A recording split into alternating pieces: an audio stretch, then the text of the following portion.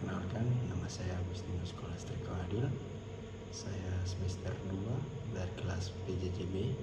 Di sini saya akan mempresentasikan mengenai laporan perhitungan koordinat menggunakan GPS. Poin yang akan dibahas ialah yang pertama adalah pendahuluan, kedua alat dan bahan, ketiga pembahasan, keempat kesimpulan dan saran. Latar belakang. Perhitungan koordinat menggunakan GPS atau Global Positioning System melibatkan sejumlah konsep dan teknologi.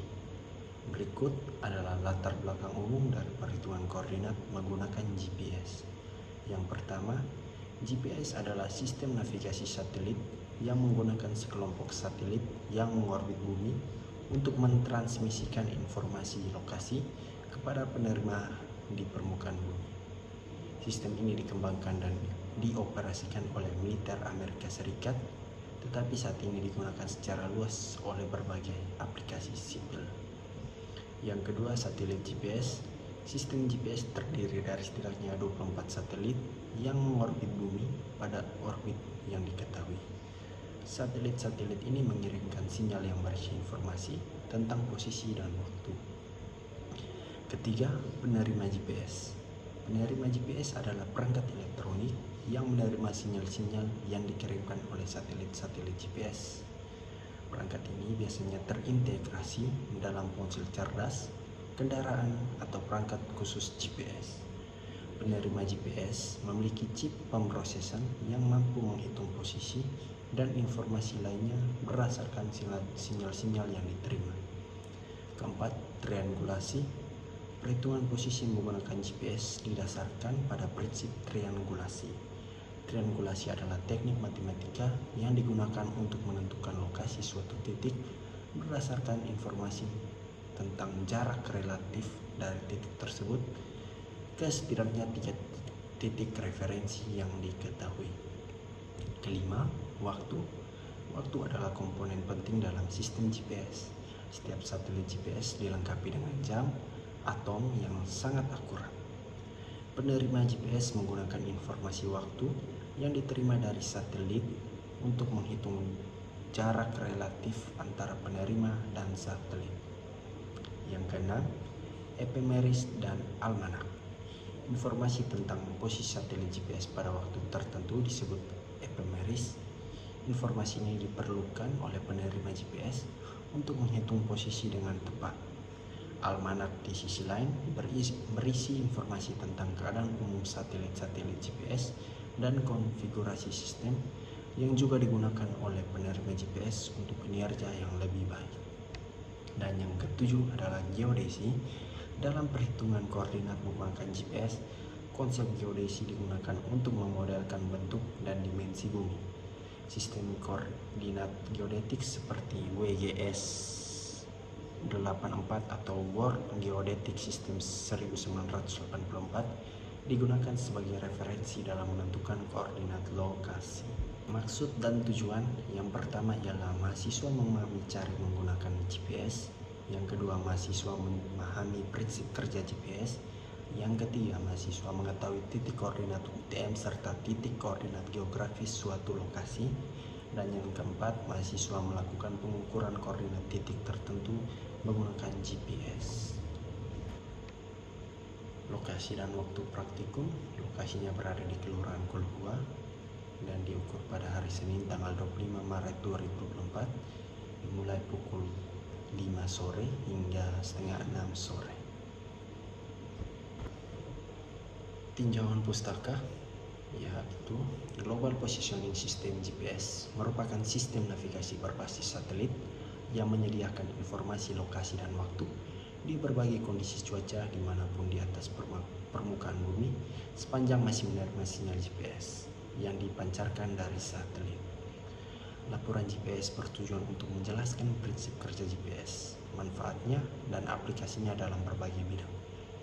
Sistem terdiri dari 3 segmen utama. Yang pertama, segmen ruang angkasa terdiri dari 24 satelit GPS yang mengorbit bumi. Yang kedua, segmen kontrol terdiri dari stasiun bumi yang memantau dan mengendalikan satelit GPS. Dan yang ketiga, segmen pengguna terdiri dari perangkat penerima GPS yang digunakan untuk menerima sinyal dari satelit GPS. Perangkat GPS handheld menerima sinyal dari satelit GPS. Sinyal ini berisi informasi tentang posisi satelit dan waktu yang tepat. Perangkat GPS kemudian menggunakan informasi ini untuk menghitung posisinya sendiri di bumi.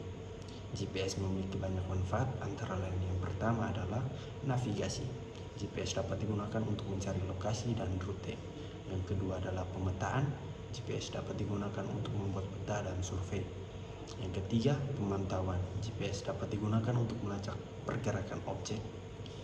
GPS digunakan dalam berbagai bidang. Yang pertama ialah transportasi. GPS digunakan untuk navigasi kendaraan seperti mobil, pesawat, dan kapal. Yang kedua, militer. GPS digunakan untuk navigasi dan penargetan dalam operasi militer. Yang ketiga, pertanian. GPS digunakan untuk memandu traktor dan mesin pertanian lainnya. Yang keempat, olahraga. GPS digunakan untuk melacak performa atlet dan memantau rute dalam olahraga. Alat dan bahan yang digunakan, yang pertama ialah pertama GPS Garmin 76 CSX, yang kedua handphone. Dan bahan yang digunakan ialah alat tulis seperti buku dan pulpen. Lanjut ke pembahasan langkah praktikum. Yang pertama dilakukan ialah penyetelan alat. Pertama, pasang kedua baterai sebagai sumber daya. Kedua, tekan tombol power, tunggu hingga GPS menampilkan lokasi satelit. 3. GPS siap digunakan sesuai kebutuhan seperti tracking, find, dan route. Langkah selanjutnya ialah menentukan datum.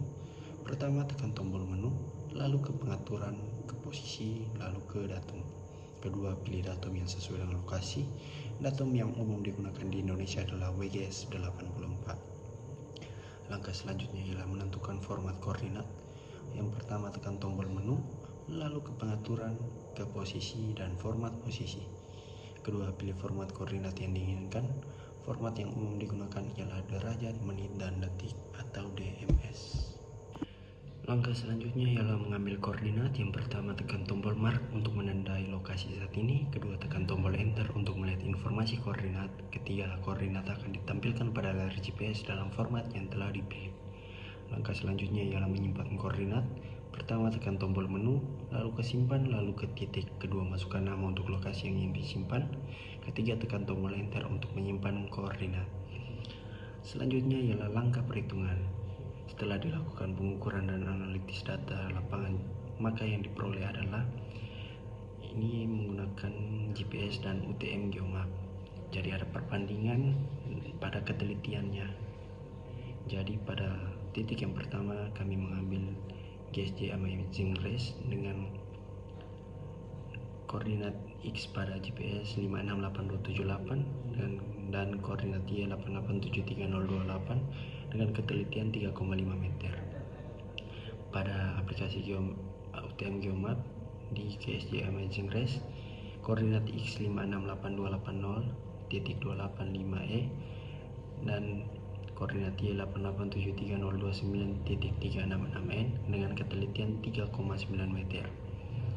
Di titik kedua pada Masjid Darul Hijrah, koordinat X pada menggunakan GPS 568392, koordinat Y 8872873 dengan ketelitian 3 meter. Pada aplikasi UTM Geomap di Masjid Darul Hijrah, koordinat X 568391.343E, koordinat Y 8872877.696N dengan ketelitian 3,9 meter. Pada titik ketiga kami meninjau Gemit Jemaat Qaisariyah Al-Hua dengan koordinat X pada GPS 568566, koordinat Y 8872733 dengan ketelitian 3,2 meter. Pada aplikasi UTM Geomap di Gemit Jemaat Qaisariyah, koordinat X 568568.706E, koordinat Y 8872736.005N dengan ketelitian 3,9 meter. Dan pada titik keempat kami meninjau kantor Lurah Kolhua dengan koordinat X pada GPS 568880, koordinat Y 8872383 dengan ketelitian 3,0 meter atau 3 meter. Dan pada koordinat X pada aplikasi UTM Geomap di kantor Lurah Golhua. Koordinat X-nya 56879.67E, koordinat Y 8872.385.79N dengan ketelitian 3,91 meter. Dan yang terakhir kami meninjau Polsek Maulava dengan koordinat X pada GPS-nya 56886, koordinat Y 8872.365 dengan ketelitian 2,8 meter. Pada aplikasi UTM Geomap pada koordinat X 56886.402E, pada koordinat Y 8872.365.422N dengan ketelitian 3,9 meter. Setelah kita melakukan perhitungan, langkah selanjutnya ialah melakukan plotting di aplikasi Google Earth di laptop. Buka aplikasi Google Earth, lalu close, kita ke menu tools option, lalu klik universal transverse marketer, lalu apply. Oke, zoom in ke lokasi yang kita tinjau, itu di Kota Kupang, lebih tepatnya di Kelurahan Golhua.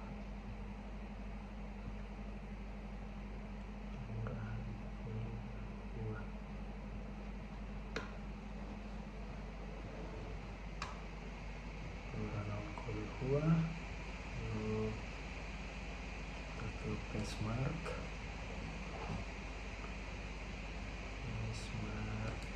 lalu masukkan nama titik pertama,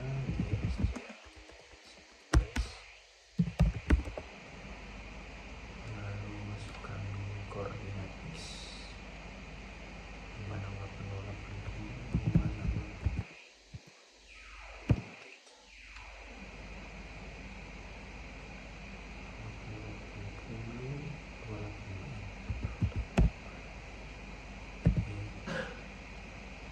lalu koordinat Y pada hasil perhitungan di aplikasi UTM Geomap yaitu 887309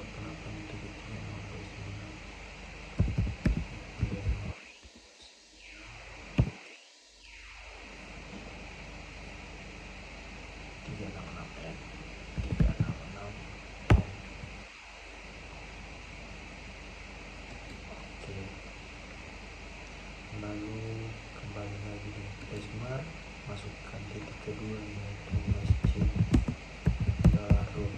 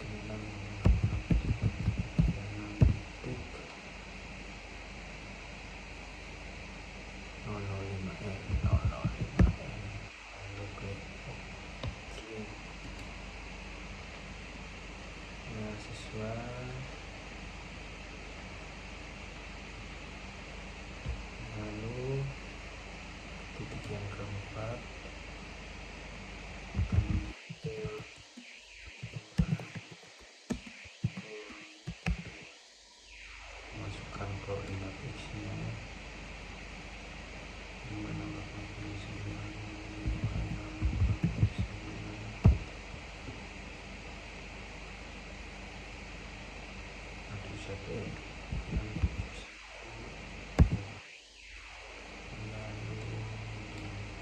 Koordinat Y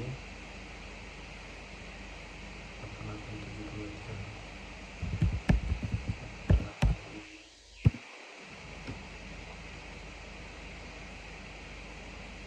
796. Lalu klik OK. Sesuai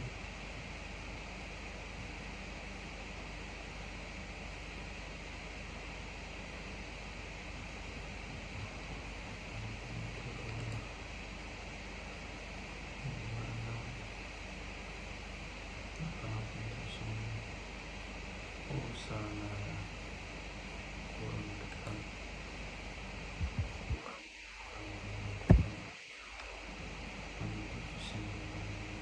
pas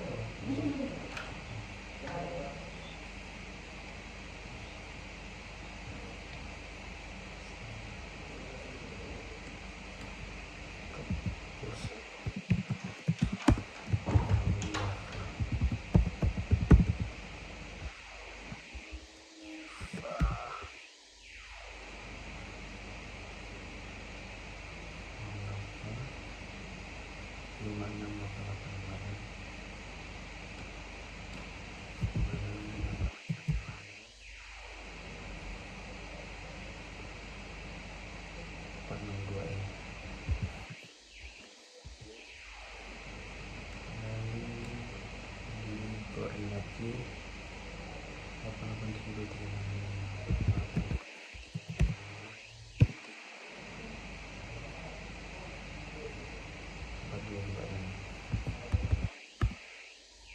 Lalu klik OK.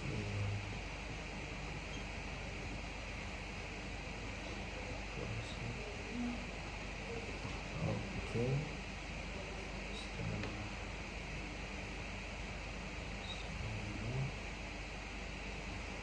Kita ke polygon, lalu klik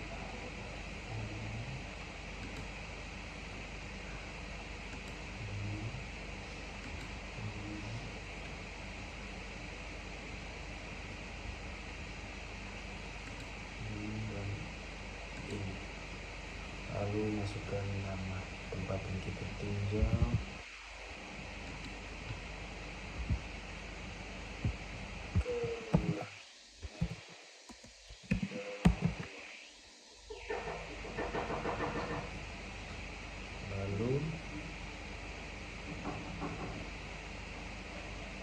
Kelurahan Kolhua. Oke. Setelah itu selesai. Jadi baik, kesimpulan dan saran yang bisa saya ambil adalah, kesimpulannya adalah penggunaan GPS atau Global Positioning System dalam perhitungan koordinat memiliki beberapa kesimpulan penting. Yang pertama, akurasi lokasi. GPS mampu memberikan koordinat lokasi dengan tingkat akurasi yang tinggi tergantung pada jumlah satelit yang terlihat oleh penerima GPS dan faktor-faktor lingkungan lainnya seperti kondisi cuaca dan topografi. Yang kedua, kemudahan penggunaan. GPS telah menjadi standar de facto untuk menentukan lokasi di seluruh dunia karena kemudahannya dalam digunakan. Penggunaannya perlu memiliki penerima GPS yang sesuai dan dapat menerima sinyal satelit. Yang ketiga, pemantauan dan pelacakan. GPS memungkinkan pemantauan dan pelacakan dalam waktu nyata, baik itu untuk kendaraan, orang, atau barang.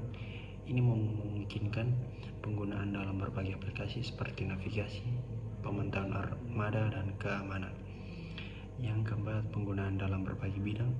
GPS digunakan dalam berbagai bidang seperti navigasi kapal, penerbangan, survei tanah, pemetaan, eksplorasi, dan aplikasi keamanan. Hal ini menunjukkan fleksibilitas dan kegunaan GPS dalam berbagai konteks. Selanjutnya, integrasi dengan teknologi lain. GPS sering diintegrasikan dengan teknologi lain seperti sistem informasi geografis atau SIG, sensor-sensor lainnya, dan sistem komunikasi untuk menyediakan solusi yang lebih lengkap dan canggih. Selanjutnya, perlu pemahaman mendalam. Meskipun GPS relatif mudah digunakan, pengguna harus memahami prinsip-prinsip dasar di balik perhitungan koordinat GPS, termasuk konsep triangulasi satelit, efek atmosfer, dan faktor-faktor lain yang dapat mengaruhi akurasi. Ketergantungan pada infrastruktur satelit. Penggunaan GPS tergantung pada ketersediaan sinyal satelit yang dapat dipengaruhi oleh faktor seperti kondisi cuaca, penghalang fisik, atau gangguan elektromagnetik.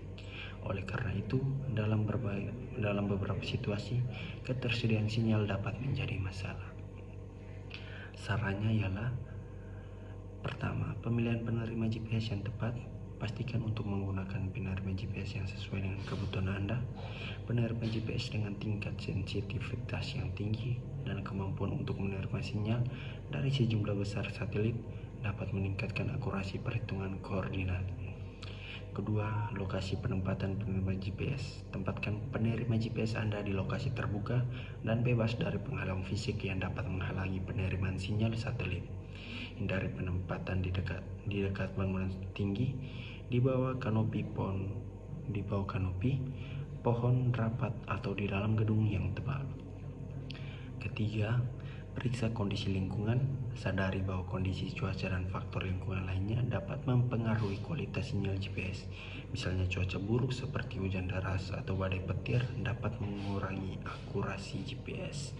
Cobalah untuk menghindari menggunakan GPS dalam kondisi cuaca yang buruk jika memungkinkan. Keempat, kalibrasi dan pemantauan. Lakukan kalibrasi penerima GPS Anda secara berkala, terutama jika Anda mengamati fluktuasi dalam akurasi koordinat yang dilaporkan. Pemantauan terus-menerus terhadap kondisi sinyal dan status satelit juga penting untuk memastikan keandalan hasil perhitungan. Selanjutnya, perhitungan diferensial. Jika akurasi yang sangat tinggi diperlukan, pertimbangkan untuk menggunakan metode perhitungan diferensial. Ini melibatkan penggunaan penerima GPS tambahan sebagai referensi yang memungkinkan koreksi lebih lanjut untuk meningkatkan akurasi koordinat. Selanjutnya, integrasi dengan teknologi lain. Manfaatkan integrasi integral GPS dengan teknologi lain seperti sistem informatika geografi atau SIG, sensor-sensor lainnya, atau sistem komunikasi untuk meningkatkan kegunaan dan fungsionalitas aplikasi. Dan yang terakhir, pelatihan dan pemahaman. Pastikan penggunaan GPS Anda memiliki pemahaman yang cukup tentang cara kerja GPS dan prinsip-prinsip dasar perhitungan koordinat. Pelatihan yang tepat dapat membantu mengoptimalkan penggunaan GPS dan meminimalkan kesalahan dalam perhitungan. Sekian dari saya, terima kasih.